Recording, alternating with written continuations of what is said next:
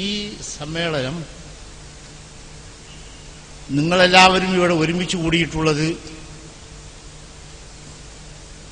പുതുതായി മുജാഹിദ് പ്രസ്ഥാനത്തിന്റെ ആശയം സ്വീകരിച്ച് എത്തിയിട്ടുള്ള പണ്ഡിതന്മാരെ അവരുമായി ബന്ധപ്പെടുവാനും അവരുടെ പ്രസംഗങ്ങൾ കേൾക്കുവാനുമാണ്. അപ്പൊ പുതുതായി മുജാഹിദ് പ്രസ്ഥാനം സ്വീകരിച്ച പണ്ഡിതന്മാരെ വന്നൊക്കെ പണ്ഡിതന്മാരാണെന്നാണ് ഈ എ പി അബ്ദുൽ ഖാദർ മൗലവി പറയും. പിന്നെ അവരെ പ്രസംഗം കേൾക്കാൻ അവരായിട്ട് ബന്ധപ്പെടാൻ, അതിന്റെ ഈ ബന്ധപ്പെടൽ എനിക്ക് മനസ്സിലായില്ല. അങ്ങനെ ഒരു പണ്ഡിതന്മാരായിട്ട് ബന്ധപ്പെടാൻ പറ്റുമോ? എന്തിനാണ് കൈമടക്ക് വാങ്ങാനോ? എന്തിനാണ് ഈ ബന്ധപ്പെടൽ? ഉറുക്ക് വാങ്ങാനോ? മന്ത്രിക്കാനോ? എന്ത് ബന്ധപ്പെടാൻ? നിങ്ങൾക്ക് എന്ത് ബന്ധപ്പെടലാണ്? ഇരിക്കട്ടെ.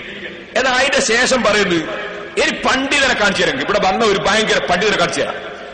അയാൾ തന്നെ പറയുന്നത് തലപ്പാവ് അല്ല, തലപ്പാന്നാ പറയുന്നത്. തലപ്പ വെച്ചാ പിന്നെ മുസ്ലിമാർക്ക് എന്തും പറയാം.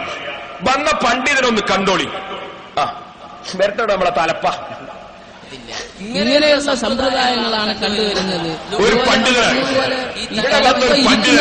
കാലം മുസ്ലിംമാരുടെ ബഹുമാനത്തിനോ ആദരവിനോ ഏത് ഖുറാഫിത്തരം പറഞ്ഞു കൊടുത്താലും പാവപ്പെട്ട ജനങ്ങളെ വിശ്വസിച്ചും കൈമടക്കം കൊടുക്കും. അതുപോലെ നൂലോദനം മന്ത്രിക്കൽ എന്തിനു വേണ്ടിയാ? ലാ ഇലാഹ ഇല്ലല്ലാഹ് ഉൾക്കൊള്ളുന്ന മനുഷ്യന് നൂലിന്റെ ആവശ്യമുണ്ടോ? ചരടിന്റെ ആവശ്യമുണ്ടോ? റസൂലുള്ളാഹി സ്വല്ലല്ലാഹു അലൈഹി വസല്ലം പറഞ്ഞത് മൻ തഅല്ലക ശൈഅൻ വഖുലീ ഇലൈഹി, ആരെങ്കിലും തന്റെ ശരീരത്തിൽ എന്തെങ്കിലും ബന്ധിപ്പിച്ചാൽ അല്ലാഹു അവന് ഒഴിഞ്ഞു മാറുകയും ആ ചരടിലേക്ക് അവനെ ഏൽപ്പിക്കുമെന്ന് റസൂലുള്ളാഹി സ്വല്ലല്ലാഹു അലൈഹി വസല്ലം പറഞ്ഞു. അതുപോലെ തന്നെ ചെയ്തില്ല. ഇങ്ങനെയുള്ള സമ്പ്രദായങ്ങളാണ് കണ്ടുവരുന്നത്. ഇതുപോലെ പറഞ്ഞതുപോലെ ഈ തലപ്പ ഇരിക്കുന്നിടത്തോളം കാലം മുസ്ലിംമാരുടെ ബഹുമാനത്തിനോ ആദരവിനോ ഏത് ഖുറാഫിത്തരം പറഞ്ഞു കൊടുത്താലും പാവപ്പെട്ട ജനങ്ങളെ വിശ്വസിച്ചും കൈമടക്കം കൊടുക്കും. അതുപോലെ നൂലോദനം മന്ത്രിക്കൽ എന്തിനു വേണ്ടിയാ? ലാ ഇലാഹ ഇല്ലല്ലാഹ്. ശ്രദ്ധിക്കണോ? ഇതാണ് ഒരു വലിയ പണ്ഡിതൻ. ഇത് സുന്നിന്ന് മാറിയിട്ട് വന്നൊരു വലിയ എ പി അബ്ദുൽ ഖാദർ മൗലവി ഒരു വലിയ പണ്ഡിതൻ കിട്ടിയില്ലേ മൗലവിക്ക്? എന്നാ ആ പണ്ഡിതൻ പറഞ്ഞത് നിങ്ങൾ കേട്ടോ? മൻ തഅല്ലഖ ശൈഅൻ ഉകില ഇലൈഹി എന്ന ഹദീസ് അതാ വായിച്ചത് വകുലി ഇലൈഹി. മനസ്സിലായോ? അതെ, മറ്റേ മൗലവി എഴുതി കൊടുത്തത് പക്ഷെ ഹർക്കത്തിട്ട് കൊടുത്തില്ല. ഹർക്കത്തിട്ട് കൊടുക്കാതെ വായിക്കാൻ കഴിയോ ഈ പിള്ളേർക്ക്? ഒന്നുകൂടി വെച്ചാ മതി. ഒന്ന് എല്ലാവരും കേട്ടത് ഒന്നുകൂടി. നൂലിന്റെ ആവശ്യമുണ്ടോ?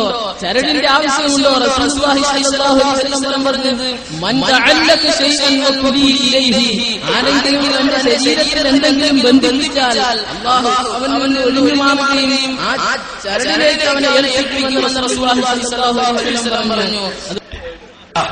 അപ്പൊ ഒരു പണ്ഡിതൻ ഇപ്പൊ കണ്ടത്, പണ്ഡിതന്മാരിങ്ങനെ കൂട്ടത്തോടെ പോവുകയല്ലേ? വായിച്ചതും അർത്ഥം പറഞ്ഞതും ഒക്കെ തെറ്റാ. കാരണം ഏതോ ഒരു പിള്ളേരെ കൂട്ടിക്കൊണ്ടു വന്നതാണ്. ഏറ്റവും വലിയൊരു തലപ്പ തലേനൊരു സാധനം കെട്ടിയ പണ്ഡിതനാവോ? അങ്ങനെയാണെങ്കിൽ നമ്മളെ പ്രധാനമന്ത്രി എത്ര വലിയ ആലിമാ? മൻമോഹൻ സിംഗിനോട് നിങ്ങൾക്ക് 10 കൊല്ലം മൂപ്പരോടല്ലേ ചോദിക്കേണ്ടത്? ഇങ്ങനെ ആയിപ്പോയല്ലേ മുജാഹിദീങ്ങൾ. ഇവിടെ തന്നെ ഒരു അധ്യക്ഷൻ നാണി ഹാജി, നാണില്ല ഇയാൾക്ക് ഞങ്ങൾക്ക് മനസ്സിലാകത്തത്. എ പി അബ്ദുൽ ഖാദർ മൗലവി വലിയ പണ്ഡിതന്മാരായിട്ട് കൊണ്ടുവന്നത് ഇവിടെ കുണ്ടോട്ടിയിലേ. ഇനി ഇവര് സുന്നത്ത് ജമാഅത്ത് വന്നു എന്നല്ലേ പറഞ്ഞത്? എനിക്ക് കേട്ടോളൂ, വേറൊരു ചങ്ങാതി പറയുന്നത് ഞങ്ങളൊക്കെ NDF ആയിരുന്നു. കേട്ടോ, എനിക്ക് എന്റെ NDF സുഹൃത്തുക്കളോട് പറയാനുള്ളത്, NDF പ്രസ്ഥാനത്തിൽ നിന്നും ഒരു ഹമനാനി മാത്രമല്ല രാജിവെച്ച് ഈ പ്രസ്ഥാനത്തിലേക്ക് കടന്നു വന്നത്. എന്നെ പോലെ അതുപോലെ നവാസ് റഷാദിയെ പോലെ മുമ്പ് നമ്മോട് സംസാരിച്ചു പോയ ഹുസൈൻ നദിവിയെ പോലെ ഒരുപാട് NDF പ്രവർത്തകർ ഈ പ്രസ്ഥാനത്തിലേക്ക് കടന്നു വന്നിട്ടുണ്ട്. അപ്പോ ആരാ പോയത്? സമസ്ത കേരള മെമ്പറാ. കുറെ NDF-കാര് ജമാഅത്ത് ഇസ്ലാമിയും മറ്റൊക്കെ ആയിട്ട് പ്രവർത്തിക്കുന്നവര്, തബ്ലീഗ് ജമാഅത്തുകാര്, നൂർഷാ തരീഖത്തുകാര്, ഇങ്ങനത്തെ കുറെ ആളുകളെ കൊണ്ടുവന്നാൽ അത് സുന്നത്ത് ജമാഅത്ത് വന്നതാവോ? ഇനി രണ്ടാൾ ഗൗരവ ചങ്ങാതി പറഞ്ഞിട്ടോളി, ഞാൻ തബ്ലീഗ് ജമാഅത്തുകാരനായിരുന്നു എന്ന് പറയും. കേട്ടോളി.